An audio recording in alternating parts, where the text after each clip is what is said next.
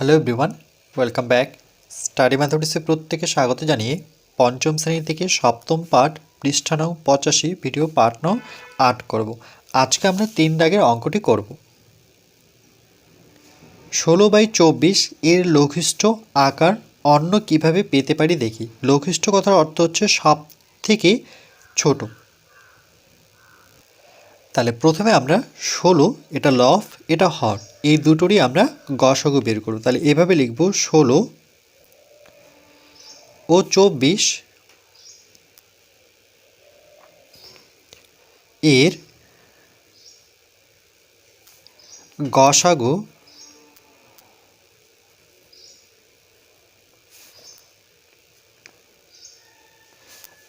তাহলে 16,24 এভাবে একটা লাইন টানবো।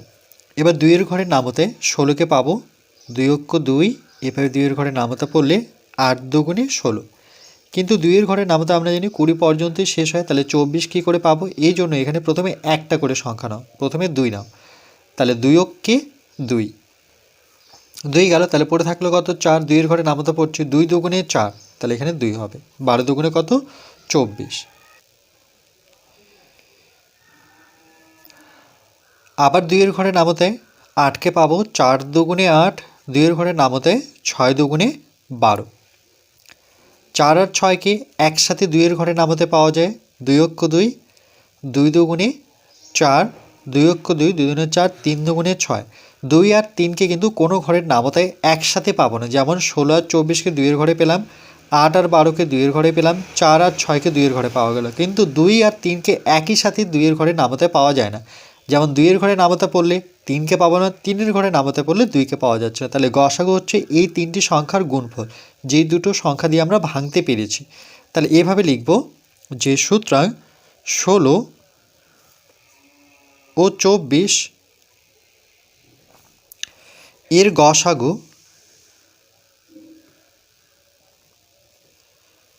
16 ও 24 এর গসাগু 2 গুণন 2 গুণন 2, অর্থাৎ 3টা 2-এর গুণফল 2 2 গুণন 2।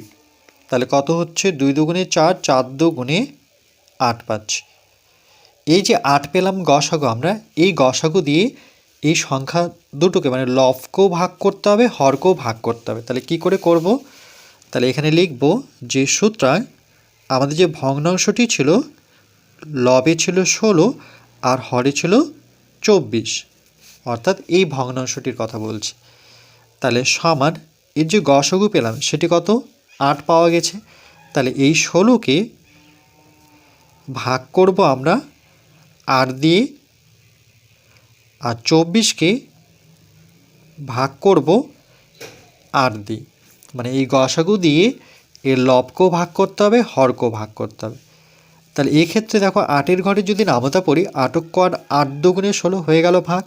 8-এর ঘরে নামতা পড়ো, তাহলে হয়ে যাচ্ছে 8 অক্ষ 8, 8 দুগুণে 16, 3 আষ্টে 24। কী করে করলাম?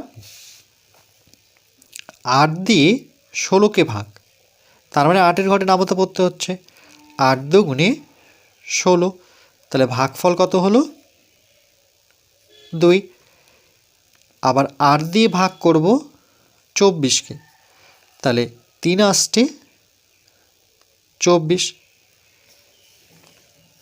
তাহলে কত পেলাম? 3। আর তো ভাঙানো যাচ্ছে না, তাহলে এটার উত্তর হবে 2/3।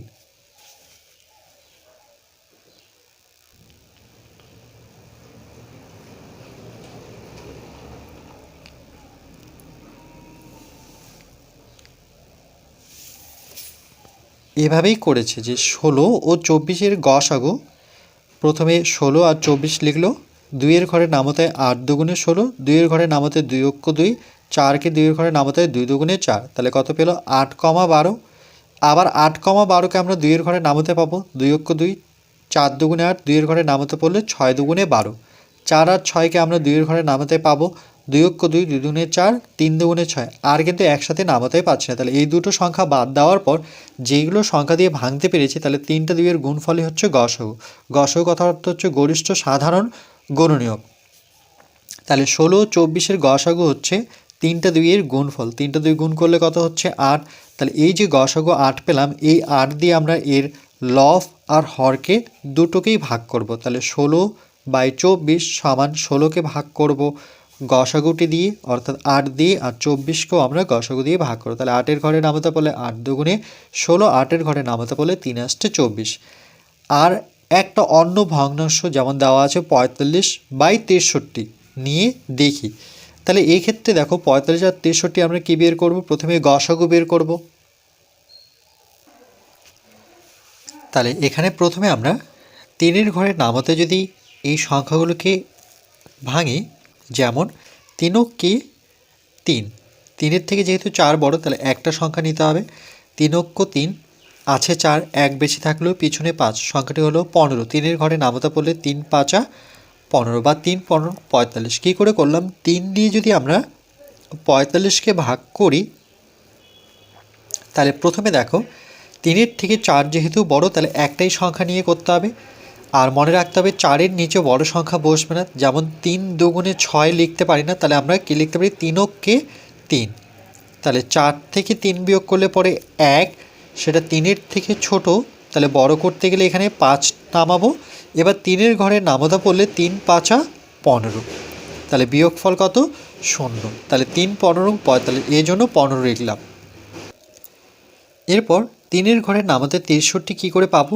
প্রথমে 3-এর থেকে যেহেতু 6 বড়, তাহলে এই 3কে বাদ দিলে পরে 6 থাকলো। 3-এর ঘরে নামাতে পড়লে 3 দুগুণে 6, তাহলে কমা দিয়ে 2 বসাবো। এবার 3কে নেব, তাহলে 3 3, তাহলে কত পেলাম? 21। 3 দিয়ে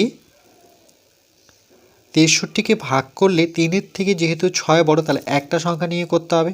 3-এর ঘরে নামাতে পড়লে 3 দুগুণে 6, একই সংখ্যার বিয়োগফল 0, 0 না নিয়ে আমরা পরের সংখ্যাটিকে নামাবো, অর্থাৎ 3কে নামাবো। এবার 3 করব, তাহলে বিয়োগ করে কত পাচ্ছি? 0। এবার 3-এর ঘরে নামাতে 3 5 15, 3-এর ঘরে নামাতে 3 7 21। তাহলে এখানে আমরা যে পেলাম গসাগু, সেটা কত? দুটো 3-এর গুণফল। কেন? 5 আর 7কে কোনো ঘরে নামাতে একসাথেই পাবো না। তাহলে 45 ও 63 এর গসাগু কত হবে? এর গসাগু হবে দুটো 3-এর গুণফল, অর্থাৎ 3 গুণন 3 মানে সমান 9। এই যে 9 পেলাম, এই যে 45 ও 63-র গসাগু কত হলো? 9 হলো, অর্থাৎ দুটো 3-এর গুণফল 3 গুণন 3, 3 3 9। তার মানে 9 দিয়ে ভাগ করতে হবে। তাহলে এখানে যে লব আছে 45, সেই 45কে আমরা এর গসাগু অর্থাৎ 9 দিয়ে ভাগ করব। 63কে এর গসাগু অর্থাৎ গসাগু কত বেরিয়েছে? 9, সেই 9 দিয়ে ভাগ করব। তাহলে 9-এর ঘরে নামাতে পড়লে 5 লং 45, 9-এর ঘরে নামাতে 7 লং 63, তাহলে কত হলো? 5/7। এর লঘিষ্ঠ যে আকার সেটা হচ্ছে 5/7। এখানে 9 দিয়ে ভাগ করা মানে 9-এর ঘরে নামাতে পড়লে 5 লং 45, বিয়োগফল হচ্ছে 0। আবার 9 দিয়ে 63কে যখন ভাগ করব, 9-এর ঘরে নামাতে 7 লং 63, তাহলে বিয়োগফল হচ্ছে 0। তাহলে একটা ভাগফল 5 আসলো, একটা আসলো 7। তাহলে এটিও আরেকটি নিয়মের মধ্যে পড়লো যে একসাথে লব আর হরের গসাগু যেটা পাবো আমরা, সেই গসাগু দিয়ে লবকে ভাগ করব, সেই গসাগু দিয়ে হরকে ভাগ করব। তাহলে আমরা লঘিষ্ঠ আকার একবারেই পেয়ে যাব, কাটাকাটি না করে। এভাবেও কিন্তু আমরা অঙ্কগুলি করতে পারি।